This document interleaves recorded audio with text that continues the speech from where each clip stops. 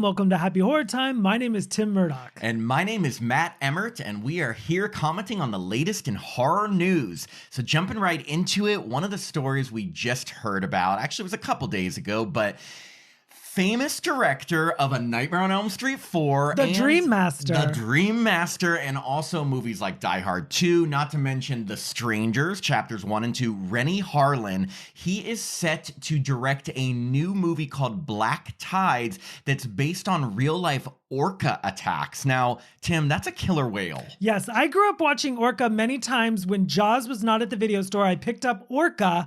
Not the same score. Oh, you're talking about the 1977 movie Orca. Yes. Got it. Yes. Well, he is doing, now they're looking at this as like basically the equivalent of like a Jaws type movie, but with killer whales. But like you said, they've already done this. So what were your thoughts on the original Orca? I loved Orca, but again, I think anything related remotely to Jaws or Jaws adjacent, I love. So Orca has some moments and it's kind of bleak ending, but I really enjoyed it. And I do remember, I mean, granted, I need to see it again, but it was a lot of real whale. Yeah. Well, one of the things that they are saying is that they are trying to, well, first off, there's a quote from the producer about this. It says, apparently, even though I actually don't think they've even started filming it, but this is from the director, Renny. He says, I'm going back to the kind of filmmaking I love, intense, physical, and immersive. This one is built for the big screen. Now, considering he has done movies like Die Hard 2 and some big, like the Deep Blue Sea, and also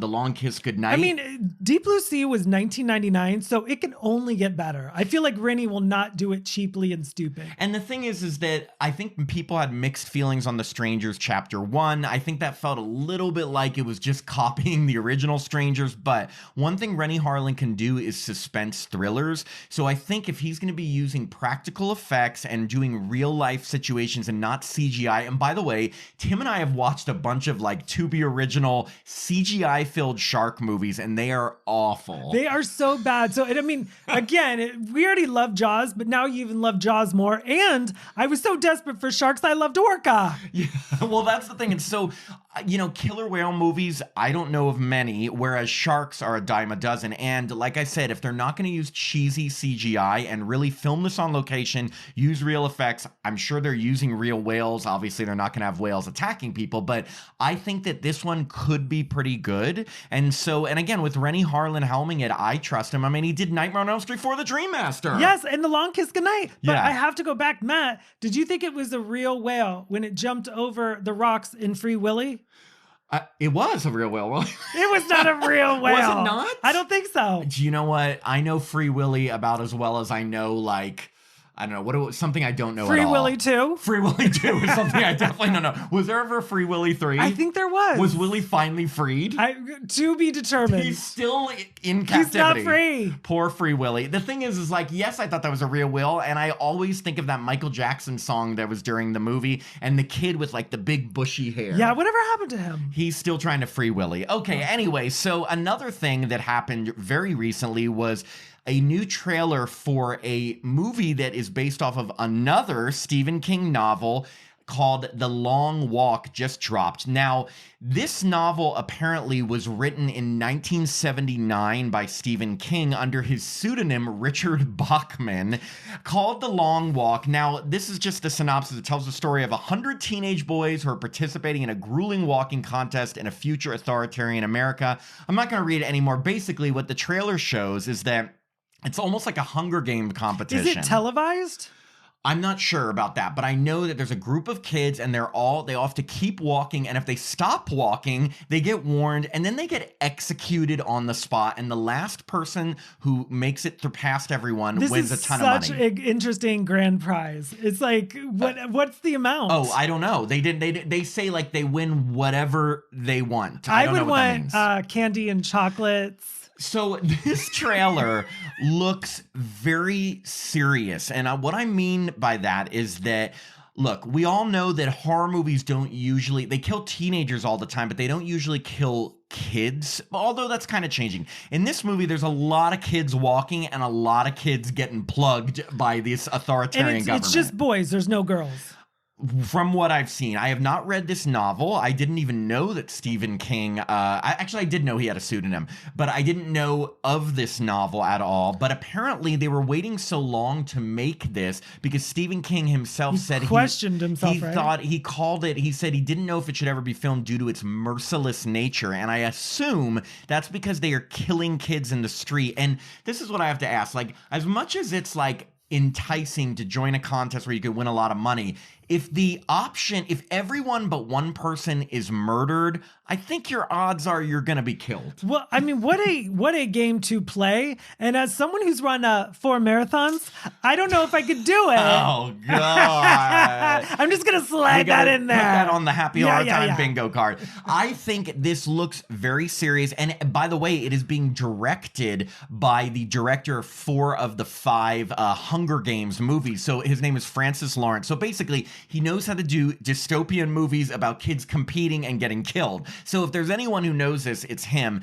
And Judy Greer is in it. Yes, a Halloween alum. Yes, Halloween alum, and also in almost everything nowadays. But it looks really good, but it looks dark. I can see this movie being one of those bleak movies where, like, you are not feeling good at the end. Yeah, well, the good thing is that it's not a summer film, so we can wait till the fall on September 12th. It comes out September 12th, not to be confused. It'd be very weird if it came out on September 11th and was also a bleak movie.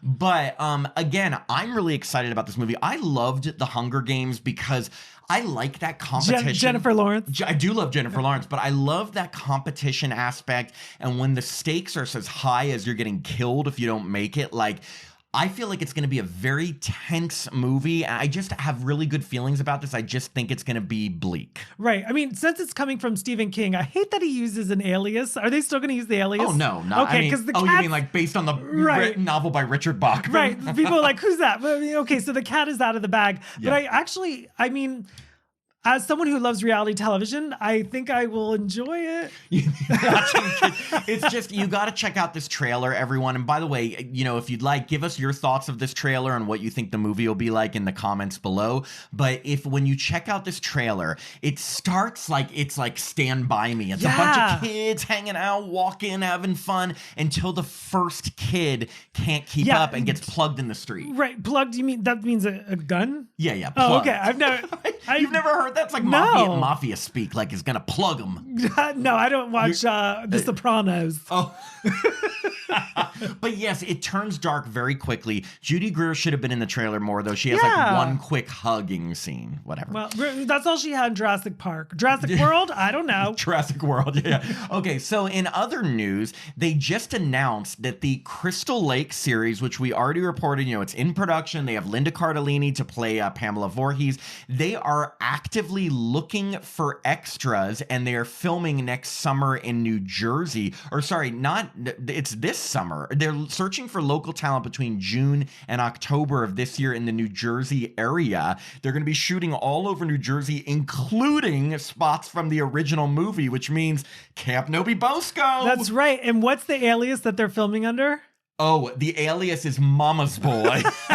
So yes, they're not calling it Crystal Lake when in the sheets. What is it called for the sheets looking for the cast? Call sheet? Call sheets, yes. It's called Mama's Boy, which is appropriate, but... How awesome. So if you do have your SAG card and you live in New Jersey, become a camp counselor or someone. Something. If I lived in New Jersey, I would be there front and center. We're way too old to be camp counselors, but we could be like camp owners or maybe like... Mrs. Voorhees, like... It's jinxed. I don't know. We could be a younger Crazy Ralph. I could be Crazy Ralph or the guy that drives the truck. You could be Crazy Tim. Oh, that's true. We actually have no idea what the storyline is going to be other than it's a prequel, aka examining, you know, Mrs. Voorhees, her life, and probably young Jason before he drowned. Well, you know, good thing is this will probably be released in year 46. So they won't hit the 45th anniversary, but they'll hit the 46th. But it's just so comforting to see all of this continuous news of Crystal Lake because it means it's really happening. No more of this. We hear a nugget here, then it's canceled, then it's back. It's really happening. And when you're actually looking for extras and you have actual call sheets and things like that, like it's going to happen. That's called a production. That is called a production. Okay. So in other news, I think just at the end of last week, we got to see this trailer in Before Clown in a Cornfield when we saw that movie. But the trailer for the new and last Conjuring movie dropped. It's called Conjuring Last Rites. And now this is the 4th Conjuring movie, but there's been so many spin-offs that I think there's like 15 Wow, that sounds right. Conjuring universe movies. You told me that Conjuring 3 sucked, right? You were with me. Oh, but no. I believe you. I just can't remember. Yeah, we saw it, and I think both of us walked out like we were like, okay, that was okay. Well, apparently this one is based on, well, they keep saying it's based on like the Warrens' last case. Whether that's true or not, it is based off of a real case. It was about the Smurl family haunting, not the Smurfs, but the Smurl. I think that last name is haunting enough. That's a good one, Tim. That's how you're here. Look, 1973, the Smurl family, they like moved to a duplex in Pennsylvania, and apparently it started really small, and then it got to some major like paranormal activities. They called them the Warrens, but apparently these are some of the things that happen in the real life haunting, according to the Smurls. One of the Smurls' daughters was pushed down a flight of stairs. The family dog was thrown against a wall. That's awful. Notice how I didn't say that about the daughter. I know. But a dog, but no. Yeah, no. I mean, a daughter, fine. Dog no way. No. And then apparently there was like supernatural sexual assault of both the father and mother of the Smurl family. Now, I don't know how that works. I saw the 1991 TV movie about this, and they left that little tidbit out. Or if it was in there, I do not remember. So apparently this haunting has been documented, and it inspired a TV movie back in 1991 called, it was called The Haunted, original title there. Yeah, very original. Now, but the thing is that, again, as you know, if you follow the Conjuring movies, it is based off of real cases, but boy, do they bend the truth. If you ever look into the cases that are, they're portraying, it's very loosely based on these cases. So what will we see in Last Rites? I'm not sure. Look, the trailer I thought looked good. Yeah, it looks decent. There are not many trailers that creep me out. Usually I'm just having fun watching a trailer, and there were some visuals in this, some of the demons and like walking and running at her, that creeped me out. So I'm willing to, even if Conjuring 3 wasn't good and I can't remember it, I'm willing to give this one a chance. And why not? The Conjuring movies, they're very serious, they're very dark, and some of them, like the first one, are really scary. I agree. And if that movie, when you go, it's sold out, you could always watch The Haunted. In the 1991 movie, The 1991 movie. I'm sure it's on YouTube. Apparently, there's also a book that The Haunting is based on called The Haunted One Family's Nightmare. Again, very unoriginal titles. It's like, someone's haunted. Yeah, I know, exactly. Okay, and our last news story is really more just our reactions to a really cool report. Now, we just saw Clown in a Cornfield this past weekend. Hopefully you guys did too, and we would love for you to check out, we're doing a full review, which is our next episode coming out on Monday. It's our review of Clown in a Cornfield, but apparently it scored IFC's biggest opening weekend ever. Now, okay, granted, it made $3.6 million and came in 5th among all the movies, but this was an IFC production. They are a tiny independent film company, and this is their biggest opening ever. Apparently, it surpassed Late Night with the Devil's $2.8 million opening.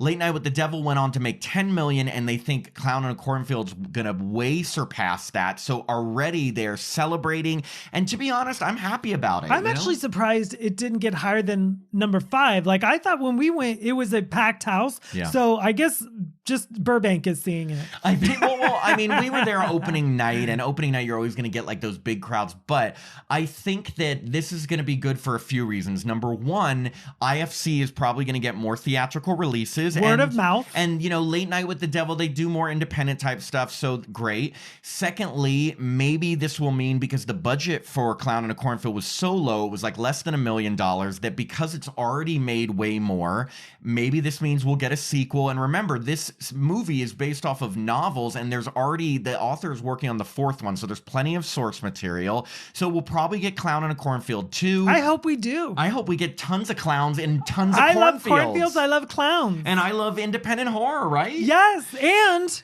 candy corn. And Candy Corn. There was actually a horror movie called Candy Corn. I know. I don't think PJ it Souls was in it. great. I don't Not the know. best. I Not don't the know. best. But anyway, congratulations, Clown in a Cornfield and IFC. Biggest opening ever. We would love to know, give us your thoughts on these news stories. What do you think about the new Killer Orca movie coming? Are you going to try out to be a cast member of Crystal Yes, Lake? if you live in New Jersey, what are you waiting for? You got your SAG card? Go do it. Yeah, did you see Clown in a Cornfield? Anyway, tell us in the comments below, and we will be back next week with more commentary on more horror news. Yes, and if you've already seen Clown in a Cornfield, and go see it again. Go see it again. Yes. Okay, thanks everyone.